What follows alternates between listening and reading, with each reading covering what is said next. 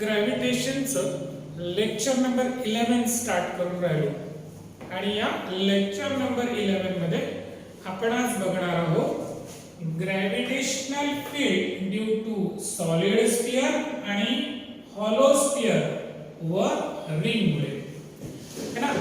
Last lecture में हमने पढ़ा था कि ग्रेविटेशनल फील्ड क्या होता है, फिर हमने पढ़ा था ग्रेविटेशनल फील्ड इंटेंसिटी का मतलब क्या होता है और उसका फॉर्मूला डिराइव किया था। और लास्ट लेक्चर में हमने ये भी पढ़ा था कि field intensity due two point mass क्या होती है। थोड़ा सा उसे रिवीजन कर देते हैं। हमने लास्ट लेक्चर में पढ़ा था कि अगर ये कोई भी पॉइंट मास है कैपिटल M और ये हमारा पॉइंट P है यहाँ सेंटर से R डिस्टेंस पर, तो ये पॉइंट P पे हमारे पास इंटेंसिटी कितनी होती है, तो हमने कहा था कि इंटेंसिटी होती है Gm/r²। म्हणजे या पॉइंट वरती या मासमुळे Gm/r² ही फील्ड इंटेंसिटी असतं, राइट। आजच्या लेक्चर मध्ये आपण काय करणार आहे, फील्ड इंटेंसिटीच फाइंड करणार आहे, परंतु कुठली फाइंड करायची आहे, सॉलिड स्फियर आणि हॉलो स्फियरची। Picture clear. तर आपण एक काम करूया, सगळ्यात पहिले हॉलो स्फियर घेऊया। To find intensity due to hollow sphere। आज हम क्या देख रहे हैं, अभी हमें फील्ड इंटेंसिटी देखना है बिकॉज ऑफ हॉलो स्फीयर की वजह से।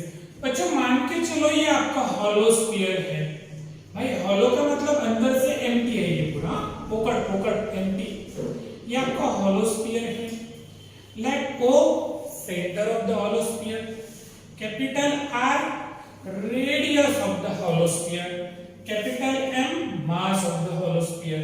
ये एक हॉलो स्फीयर है, R radius of the hollow sphere है, capital M mass of the hollow sphere है। आपका एक पॉइंट P है, यहाँ है, यहाँ से ये वाले पॉइंट पर का डिस्टेंस स्मॉल r है, मतलब consider the point P at a distance r। आपसे पूछा गया ये वाले हॉलो स्फीयर ने पॉइंट P पे कितना ग्रेविटेशनल फील्ड प्रोड्यूस किया है, that you have to find. तो भाई पॉइंट P यहाँ है, सेंटर से पॉइंट P का डिस्टेंस r है, इसका मतलब हमारी कंडीशन है r greater than capital R। तो ये पॉइंट P का फील्ड इंटेंसिटी कितना हो सकता है। तो इस कंडीशन में आप क्या कर सकते हैं, हाँ जो हॉलो स्फीयर है ना, या हॉलो स्फीयर ला you consider this hollow sphere as a point mass. आप इसे क्या कंसीडर कर सकते हैं, पॉइंट मास कंसीडर, क्योंकि यह हॉलो स्फीयर का पूर्ण mass concentrated at a centre. भाई मान के तो चलना पड़ेगा, फिजिक्स है, आपको मानना ही पड़ेगा कि ये पूरा इसका पूरा मास सेंटर पे कॉन्सेंट्रेटेड है।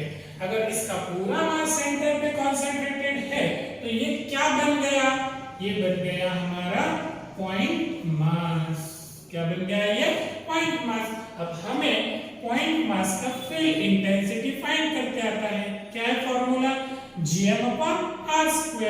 तो इसका भी फॉर्मूला क्या बनेगा, Gm/r²। मतलब हॉलो स्फीयर की वजह से r डिस्टेंस पे फील्ड इंटेंसिटी रहती है Gm/r²। कंडीशन क्या है आपका, ये जो r डिस्टेंस है ये रेडियस ऑफ द स्फीयर से ज्यादा होना चाहिए, मतलब बाहर कहीं पे भी पॉइंट है। Picture clear, good. चला हा एक कांसेप्ट झाला। एक दूसरा, to find field intensity at a point on hollow sphere.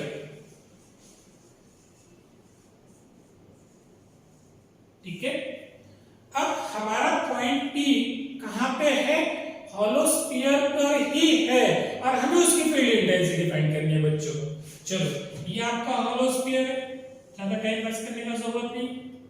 This is O centre of the hollow sphere, R radius of the hollow sphere, capital M mass of the hollow sphere. अब point P यहां था, इसने बोला point P sphere पे है, मतलब हमारा point P इस जगह पे है, तो ये हमारा पॉइंट पी है, ये डिस्टेंस आर हो गया। हमारे पास कंडीशन क्या आ गई अभी, capital R is equals to small R. तो फिर इंटेंसिटी का फॉर्मूला फिर से इसे क्या कंसीडर करेंगे हम, पॉइंट मास। तो पॉइंट मास का इंटेंसिटी का फॉर्मूला क्या है sir, G M upon R square. तो क्या ये आर की जगह कैपिटल आर लिख सकते हैं, हाँ सर, तो लिख सकते नहीं, लिखना ही पड़ेगा क्योंकि हमारा पॉइंट पी कहाँ है, आर डिस्टेंस पे है। तो जब point P on the sphere होगा तो फिर इंटेंसिटी का formula gm upon capital R square होगा। समजलं का बे, काय सांगून राहिलो तर पुन्हा एकदा घ्या भाऊरे, आपण फील्ड इंटेंसिटी फाइंड करून राहिलो कोणामुळे, सॉलिड स्फीयर आणि हॉलो स्फीयर मुळे। हा आपला पहिला हॉलो स्फीयर आहे, या हॉलो स्फीयरने एवढं मोठं फील्ड तयार केलं, आपल्याला एवढं नाही काढायचं, फक्त पॉइंट पी चं फील्ड काढायचं होतं, तर किती निघालं, gm अपॉन r स्क्वेअर। आपला पॉइंट पी याच्यावरती ठेवलेला आहे स्फीयर वरती, किती निघालं, gm upon capital R square. आता त्या पॉइंट पी ला विसरतो तो श्रेया मॅडम इंक लगेंगे हम हां।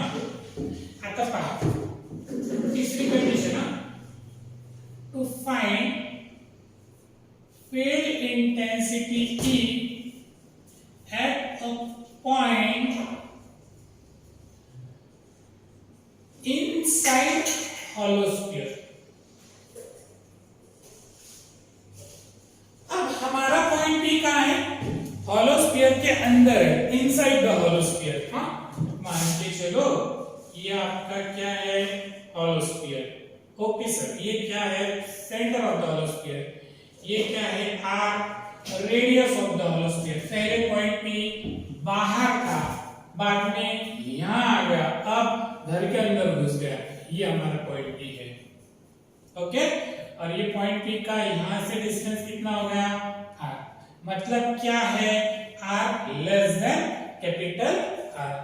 जब R less than capital R है, पॉइंट पी होलो स्फीयर के अंदर है। तर देवानं पाहिलं रे तुमच्याकडे, कोण पाहिलं, देवानं पाहिलं, देवानं कसं पाहिलं सांगतो पहा।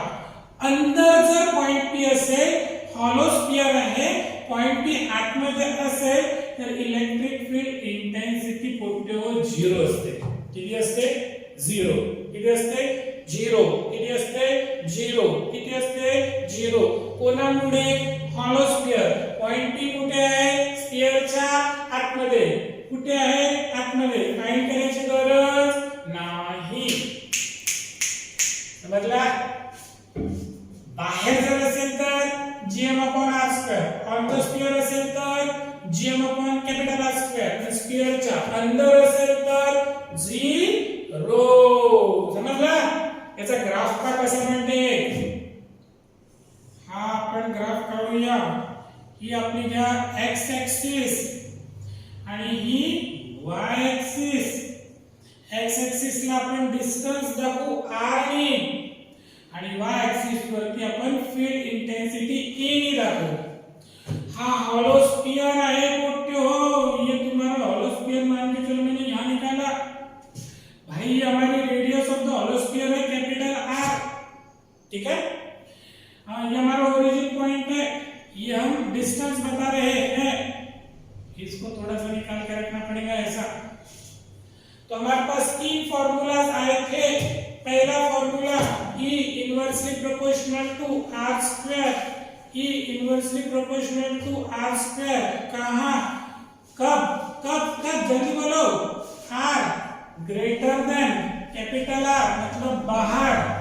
दूसरा फॉर्मूला आया था E inversely proportional to capital R square, कब, R is equals to capital R रहेगा तब।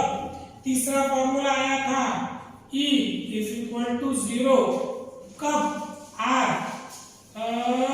लेस देन कैपिटल R रहेगा तब। तो सपोज तुम यहां हो तो स्फीयर के अंदर हो तो तुम्हारा ग्राफ 0 बनेगा, इंटेंसिटी कितनी है 0, तो हमारा ग्राफ सीधा ऐसा बनेगा, सीधा ऐसा बनेगा, सीधा ऐसा बनेगा। करेक्ट। जब हमारा R is equal to capital R हुआ था, ये ग्राफ क्या बता रहा है R less than capital R। जब हम यहां जाएंगे यहां पे ये हमारा ग्राफ ऊपर चढ़ेगा ऐसा। क्यों? ये कौन सी कंडीशन है भाई? R is equal to capital R है। अब तीसरी कंडीशन, हम स्फीयर के बाहर जा रहे हैं तो R less greater than capital R, intensity inversely proportional है, ये ग्राफ ऐसे नीचे नीचे नीचे नीचे हो जाएगा।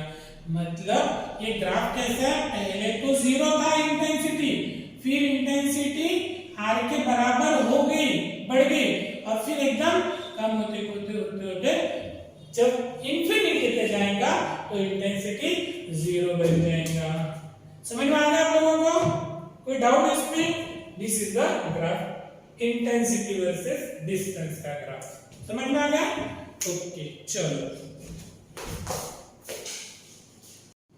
आता आपण बघून राहिलो field intensity due to solid sphere. मागे काय बघितलं होतं? Hollow sphere. आता काय बघायचं आपल्याला? Solid sphere. हा पोरो हा तुमचा एक स्फीयर आहे, this is O centre of the sphere, R radius of the sphere, capital M mass of the sphere, point P कुठे आहे? आउटसाइड द स्फीयर, हा तुमचा पॉइंट पी आहे। इथे पण काही गरज नाहीये, याला पण तुम्ही पॉइंट मास कन्सिडर करा आणि याची इंटेंसिटीचा फॉर्म्युला हाच लिहा, gm/r स्क्वेअर। सॉलिड स्फीयर असो अथवा हॉलो स्फीयर असो, पॉइंट पी जर आउटसाइड द स्फीयर असेल तर इंटेंसिटीचा फॉर्म्युला gm/r स्क्वेअर होतो। म्हणजे इंटेंसिटी ही inversely proportional to r square असतं। जसं जसं दूर जात तशी तशी इंटेंसिटी कमी होईल। ओके सर, हा झाला आउटसाइड द पॉइंट। समजा point P on the sphere असेल तर काय फरक पडणार आहे आपल्याला? हा झाला ओ सेंटर, कैपिटल एम मास, आर रेडियस, आणि हा इथे तुम्ही ठेवलेला तुमचा पॉइंट पी। म्हणजे या कंडिशन मध्ये small r is equals to काय झालं बरोबर? Capital R। तर इथे पण फील्ड इंटेंसिटीचा फॉर्म्युला gm/ काय बनेल? पटकन सांगा, कैपिटल R स्क्वेअर। म्हणजे intensity inversely proportional to R square आम्हाला मिळालं, ओके। gm कॉन्स्टंट असतं। बरं, आता तिसरी कंडिशन, इथे मात्र तिसऱ्या कंडिशन मध्ये थोडं नीट लक्ष द्यायचं तुम्हाला। जरा बघा, मी दिसतोय ना सगळ्यांना? मैडम इधर दिखता है क्या? देखो तो तुम उधर में E at point inside solid sphere। अब हमारा पॉइंट P सॉलिड स्फीयर के अंदर है और हमें इंटेंसिटी फाइंड करनी है। Picture clear? ओके सर, मतलब ये आपका सॉलिड स्फीयर है, this is O point, this is R point, यहां पॉइंट P है, ये स्मॉल r डिस्टेंस पे, और आपको इंटेंसिटी फाइंड करनी है। मागच्या लेक्चर मध्ये आपण काय बघितलं होतं? हॉलो स्फीयर पुढे आतमधल्या पॉइंट P ची इंटेंसिटी 0 असते, परंतु इथे आतमधल्या पॉइंटची इंटेंसिटी 0 नसते। सॉलिड स्फीयर मध्ये intensity at internal point is not equal to 0। मग किती राहते सर? पटकन सांगा। हा r less than capital R आहे सर। एक काम करा पोरो, या पॉइंट P ची इंटेंसिटी काढायची की एक आपण आता असं आतमध्ये एक स्फीयर ड्रॉ करू। गंमत हा केला सर, स्फीयर ड्रॉ केला, हा अंदरचा स्फीयर बाहेर काढला, हा आपला अंदरचा लाईना स्फीयर आहे, अहो तो सगळ्याला सारखाच असेल, हा लाईना स्फीयरचा r आहे आणि हा कॅपिटल M डॅश। मोठ्या स्फीयरचा मास किती आहे? m, मग या मोठ्या स्फिअर मधनं जो पॉइंट पी इथे ठेवला होता तेवढा रेडियस असलेला एक स्फिअर ड्रॉ केला आणि तो कट करून मी बाहेर काढला। ओके, अब क्या हो गया पता है कि इतना स्फीयर बाहर निकलने के बाद ये जो आउटर स्फीयर है वो हॉलो स्फीयर बन गया क्या? हॉलो स्फीयर बन गया क्या? फिर से एक बार समझ लो भाई, अगर ये कंप्लीट सॉलिड स्फीयर है और ये सॉलिड स्फीयर में से हमने इतना स्फीयर बाहर निकाल के बाहर रख दिया तो ये अब ये स्फीयर कैसे बन गया? Hollow sphere. ये कौन सा सॉल्यूशन है क्या तुम्हें लगा? ये सॉल्यूशन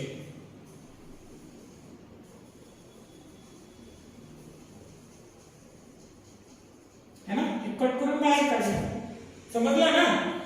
इथे तुमचा पॉइंट पी आहे, आता इथे कुठेतरी पॉइंट पी आहे, हा पॉइंट पी आहे ना, इथे हा इथे पॉइंट पी आहे, म्हणजे बाहेरच्या स्फिअरचा विचार केला गेला तर तो कट केल्यावर हॉलो स्फिअर होतो आणि या स्फिअर साठी पॉइंट पी आतमध्ये आहे। हो सर, आतल्या स्फिअरचा विचार केला गेला तर point P on the sphere आहे, है ना? हो सर, मग या पॉइंट पी ची नेट इंटेन्सिटी किती पकडता? या बाहेरच्या स्फिअर मुळे या पॉइंट पी ची इंटेन्सिटी आणि या आतमधल्या स्फिअर मुळे सुद्धा पॉइंट पी वरती इंटेन्सिटी, म्हणजे net intensity at point P is equals to E inside plus E outside. Picture clear? Okay, आता आउटसाइड स्फिअरचा जर विचार केला गेला तर हा काय झाला? आता हॉलो स्फिअर झाला। आणि आधीच्या 2 मिनिटापूर्वीच्या लेक्चर मध्ये आपण काय बघितलं होतं? हॉलो स्फिअर मुळे देवाने बघितलं होतं तुमच्याकडे, हो सर, हॉलो स्फिअर मुळे इनसाइड द स्फिअर इंटेन्सिटी 0 असते, म्हणजे या स्फिअरने या पॉइंट पी ला इंटेन्सिटी किती तयार केली? 0, म्हणजे काढा कोणाला लागेल? या स्फिअर मुळे फक्त। आणि या स्फिअर मध्ये ऑन द सरफेस ची इंटेन्सिटीचा फॉर्म्युला काय आहे? gm upon r square. तर फक्त m काय घ्यावं लागेल आम्हाला? m डॅश, म्हणजे आमच्याकडे net intensity at point p चा फॉर्म्युला आला gm dash upon r square. हा फॉर्म्युला आला सांगा, gm dash upon r square. बाबा m डॅश आतमधल्या स्फिअरचा मास आहे, कॅपिटल एम पूर्ण स्फिअरचं मास आहे, समजलं? म्हणजे हा एक फॉर्म्युला तुम्हाला तयार झाला। आता दुसरा फॉर्म्युला कोणता बनतो? लक्षात घ्या तुम्ही, लक्षात घ्या कोण दुसरा फॉर्म्युला? और या स्फिअरचा विचार करा, कंप्लीट स्फिअरचा। Density is equals to mass per unit volume, म्हणजे मासचा formula density into volume.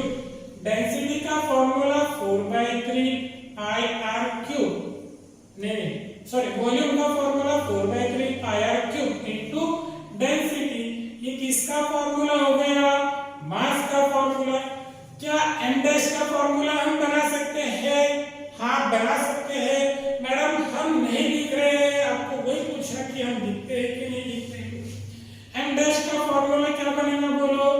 m dash का फॉर्मूला बनेगा 4/3 पाई r क्यूब। तो ये छोटा r क्यूब लेना पड़ेगा, r cube into row.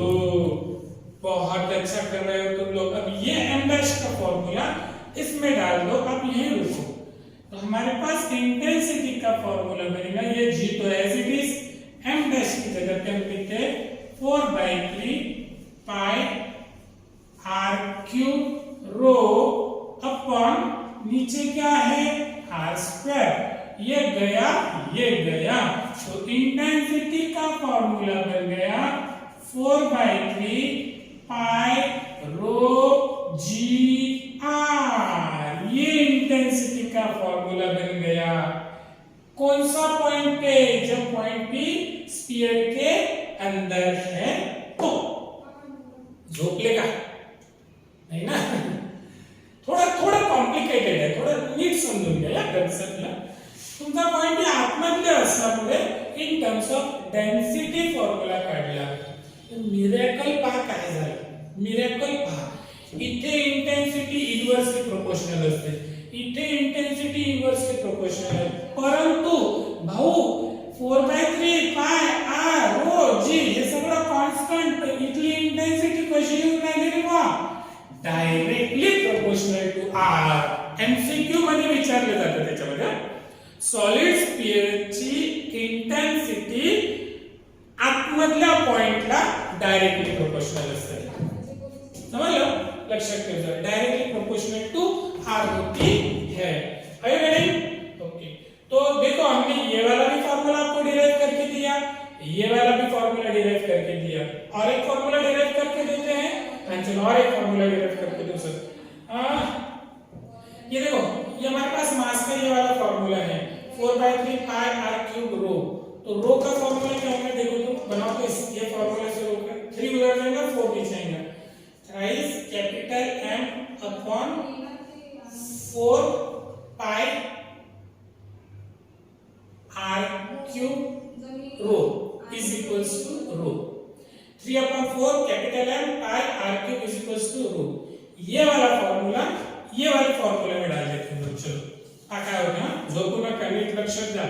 E 4/3 जसं ना तसं 4/3 पाय रो, रोचा formula 3 capital M upon 4 pi R cube बर into G into small r.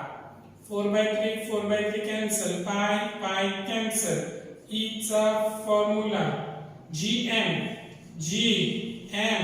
Upon r cube into small r. हा खूप इम्पॉर्टंट फॉर्म्युला आहे, हा ठिकठिकाणी वापरला जातो. This is important formula. gm upon r cube into small r. पुन्हा या फॉर्म्युला मध्ये सुद्धा भाऊ E डायरेक्टली प्रोपोर्शनल टू काय येऊन राहिली, r. E directly proportional to r, E directly proportional to r. समजलं सगळ्यांना? म्हणजे जेव्हा तुम्हाला सॉलिड स्फिअरच्या आतमधली इंटेन्सिटी फाइंड करायची असते तर gm upon r cube into r हा फॉर्म्युला वापरा, डेन्सिटीचा वापरा, किंवा हा फॉर्म्युला एमडेस दिलं असेल तर हा फॉर्म्युला वापरा. पण दोन्ही कंडिशन मध्ये E directly proportional to r येणार. याचा ग्राफ कसा बनेल, जागा कुठे गेली हे समजलं ना? याचा ग्राफ का कसा बनेल,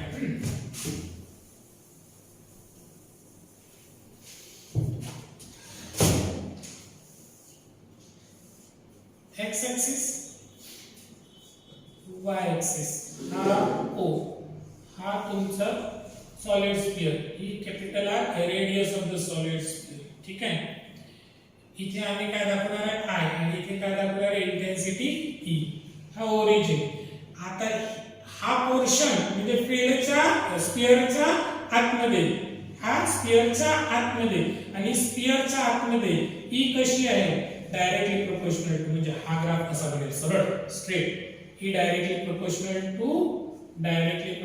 टू R. ठीक आहे. स्फियर इन्व्हर्सली प्रोपोर्शनल आहे R स्क्वेअरला, आणि इकडनं पुन्हा तो इन्व्हर्सली प्रोपोर्शनल, म्हणजे इकडनं तो खाली उतरेल. इथे small r is equals to capital R, इकडे r greater than capital R. म्हणजे ये तो स्ट्रेट लाइन ग्राफ बनेगा inside the sphere. On the sphere वो सीधा सीधा डायरेक्टली मतलब on the sphere equal to r है तो स्ट्रेट लाइन बनेगा, फिर वापस से वो नीचे नीचे नीचे नीचे जैसे जैसे हम दूर जाएंगे वैसे इंटेंसिटी कम होते चलेगी. This are the two conceptual part of solid sphere. समझ में आ गया? फिर से एक बार ये वीडियो को देख लेना आप लोगों ने, थोड़ा टफ है लेकिन नीट और जेईई के लिए बहुत इंपॉर्टेंट है. ठीक है, ओके. अब हम तीसरा कंसेप्ट देखते हैं, field intensity due to ring.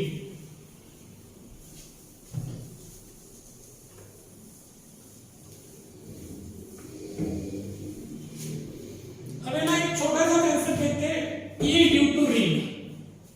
E due to ring. Ring की वजह से E फाइंड करनी है हमें. किसकी वजह से E फाइंड करनी है? रिंग की वजह से. आता काय करो की तुमची एक सर्क्युलर रिंग आहे.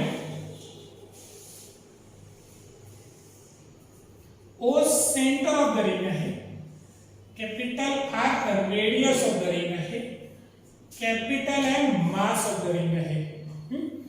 आणि या सेंटर पासून इथे कुठेतरी तुमचा पॉइंट पी आहे, या पॉइंट पी चं डिस्टन्स पूर्व आर आहे. आणि तुम्हाला प्रश्न विचारला गेला की या सर्क्युलर रिंग मुळे पॉइंट पी वरती किती इंटेन्सिटी बनते ते सांगा. या सर्क्युलर रिंग मुळे या पॉइंटला इंटेन्सिटी किती बनते. तर याचा फॉर्म्युला थोडा नीट लक्षात ठेवा. E is equals to gm upon r square plus small r square raised to the power 3/4 into small r. काय फॉर्म्युला त्याचा? gm upon r square plus 3/2 not cube root 3/2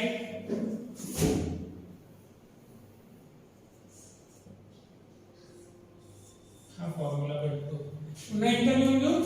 E is equals to gm upon r square plus small r square raised to the power 3/2 into small r. या पॉइंटची intensity. आता त्यांनी विचारलं ring मुळे intensity find करा, तर हा formula वापरा. ठीक आहे, सिंपल आहे ना. त्यांनी जर म्हटलं E at center of the ring, E at center of ring, हा जर प्रश्न विचारला म्हणजे या पॉइंट पी ची आम्ही इंटेन्सिटी फाइंड केली E, या पॉइंट पी ची इंटेन्सिटी या डायरेक्शन मध्ये gm upon r square plus small r square raised to the power 3/2 into small r ही मिळाली. परंतु पॉइंट पी इथे नाही आहे. इथे जर तुमचा पॉइंट पी असेल तर इथे जर पॉइंट पी असेल तर हा r किती झाला 0. म्हणजे इथल्या पॉइंट पी साठी r0 जर झाला तर r0 जर इथे r ची 0 ची व्हॅल्यू टाकली तर हे सगळं काय होणार आहे 0. म्हणजे ऍट द सेंटर इंटेन्सिटी किती राहते पोरं 0. लक्षात ठेव. जर बॉडी कोणती आहे रिंग, आम्ही रिंग मुळे फील्ड इंटेन्सिटी काढणं शिकलो ऍट अलग पॉइंट. म्हणजे पॉइंट पी बाहेर होता आणि पॉइंट पी सेंटरला होता. ठीक आहे, ओके समजलं. पॉज करून काढून घ्यायचं सगळ्यांनी. आणि त्याच्यात शेवटचा येतं ड्यू टू डिस्क. रिंग काढून टाका. डिस्क म्हणजे ही तुमची एक डिस्क आहे. ठीक आहे, this is a disk. Disk कळतं ना, सीडी प्लेयरची डिस्क वगैरे. ठीक आहे, या डिस्कची ही आर रेडियस आहे. एवढी तरी म्हणजे कंप्लीट रेडियस असते. हा पॉइंट पी आहे, हा आर डिस्टन्स वरती पॉइंट पी आहे आणि ही डिस्क आहे. आपल्याला त्यांनी विचारलं डिस्क मुळे इंटेन्सिटी काढा. twice gm upon a square into r, twice gm upon a square into r in bracket 1 upon r minus 1 upon r square plus a square. 1 upon r minus 1 upon under root r square plus a square. A square r square plus a 1 upon r minus 1 upon r square plus a square. इथे capital R करा आणि इथे पण capital R करा. हा जरा nominal येतो फक्त फॉर्म्युला, फक्त याचे न्यूमेरिकल नाही येणार. फॉर्म्युला बेस तुम्हाला याच्याबद्दल विचारले जाते. या फॉर्म्युलाला फर्दर कन्वर्ट करू शकता 1 - cos θ मध्ये तुम्ही. E is equals to twice gm no हो twice gm upon a square twice gm upon r square in bracket 1 - cos θ. असंही तुम्ही त्याला घेऊ शकता. न्यूमेरिकल्स मध्ये फक्त याचा फॉर्म्युला आहे, बाकी काहीच नाही. फक्त फॉर्म्युला विचारला जाऊ शकतो. सीईटी मध्ये तर फॉर्म्युलाच येतं. जेईई ऍडव्हान्स मध्ये विचारला जाते डिस्कचे प्रॉब्लेम्स, पण बाकी ठिकाणी नाही विचारत. समझ में आ गया आप लोगों को? सो दिस इज रिंग और this is disc. Again at the centre यहाँ का इंटेंसिटी का formula this is the formula. लेकिन ये इंटेंसिटी यहाँ की फाइंड करना हो तो 0, क्योंकि ये r कितना हो गया 0. हर जगह पे r रहेंगे तो complete will be equal to 0। थोड़ा लंबा बना लेक्चर और इम्पोर्टेंट है, 2 या 3 बार इसे देखो तो आपको समझ में आ जाएगा। चलो थैंक यू।